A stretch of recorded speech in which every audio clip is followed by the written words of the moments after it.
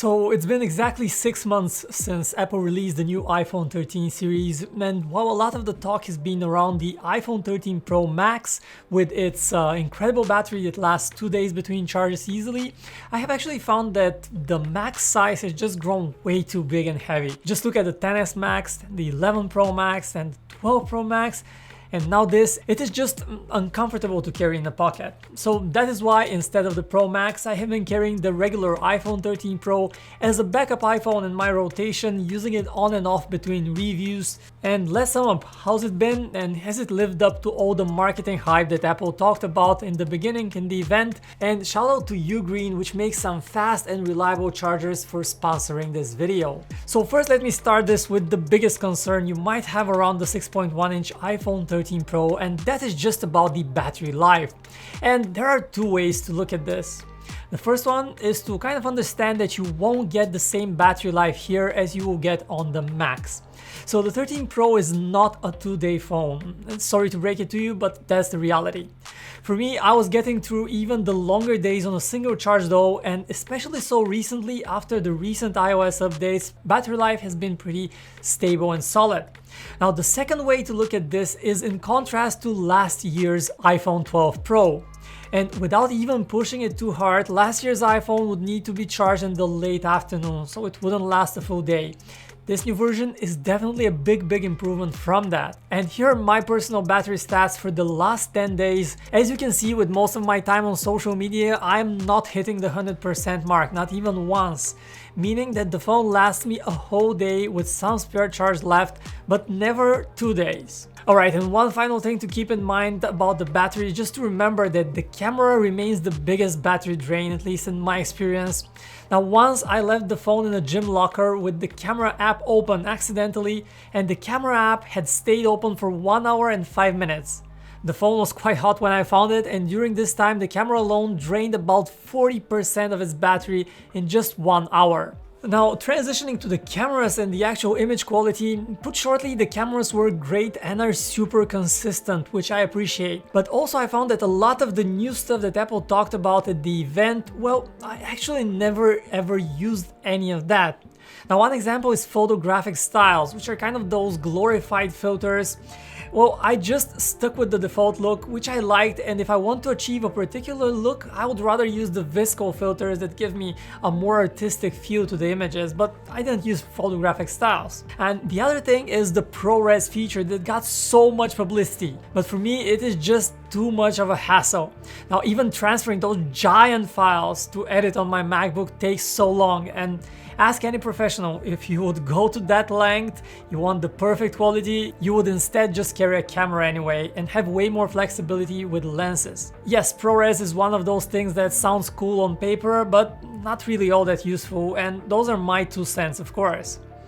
Now the other thing has been about the macro mode. The macro mode has been another hugely advertised feature, and it can indeed capture some stunning close-ups, no arguing about that. But again, that's one thing that sounded so cool at the presentation, and in real life I didn't use it all that much. The other thing is about cinematic mode. Again, Apple made a huge deal over cinematic mode. In the last couple of months, not a single video that I recorded uses cinematic mode, but many use the regular video mode, so that's saying a lot. Now one thing I couldn't quite get used to were the flat sides of the phone, and flat sides have one big advantage: they make picking up the phone from a flat surface super easy, and that's cool, but actually holding it in your hand makes it far less comfortable when you have the flat sides, and especially if you use a bigger case, makes it a bit uncomfortable. So that's a minor complaint, but just wanted to mention it. One other thing I practically never used were the new focus modes in iOS 15. Now I did try setting them up, and probably you have to, but even that was a challenge of its own. They are just so incredibly detailed, and they almost suggest a bit of an obsession with notifications.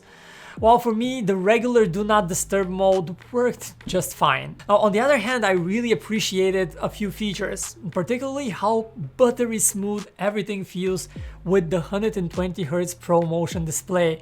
And coming from other phones, I could very often spot a bit of a stutter here and there on them, but not on the iPhones, not on the Pro series. Everything was just so well optimized and flowing so well. Again, it's a subtle thing, but if you are into tech, you will notice it and you will appreciate it. The overall speed of this iPhone is also just confidently above the competition, and I'm sure that this phone will remain smooth and relevant for years to come. What may not be that relevant is just the Lightning port. I just don't get it. It's the only proprietary port left in the industry, and it's just super frustrating to have to look for a Lightning cable when you have a bunch of USB-C cables all around. For me, that's just a perfect example of Apple just being stubbornly Apple. But do tell me if you know of any reason to keep this Lightning port around in 2022 and beyond. So apart from those things, I was actually quite happy with the iPhone 13 Pro, and just picking up the iPhone 13 Pro Max again right now to compare the two, well, the Max just looks crazy oversized. So yeah, the 13 Pro definitely gets my recommendation, and remember that the base model has 128 gigabytes of storage and costs $1,000, but I do recommend getting the 256 gigabyte version for $100 more. One reason is that you need a 256 gig model or higher to record 4K video in ProRes. But if, like me, you don't use that feature, it is just about having more storage for your regular photos and videos that will surely pile up in a few months or a year. And of course, if you're buying this phone, you probably plan to keep it for at least a couple of years. So having good battery life is great, but with most phones these days skipping on a charger in the box, you just need to have a fast and reliable third-party charger. And this one has been a lifesaver for me. It's the 100-watt GaN fast charger by Ugreen. Now, Ugreen has been making reliable chargers for years, and this latest one comes with 4 ports, so you can charge a bunch of devices at the same time with just one charger. But it's the technology inside that makes a real difference. This is a GaN charger, which means it uses the material gallium nitride, and this material can more efficiently dissipate energy compared to traditional chargers.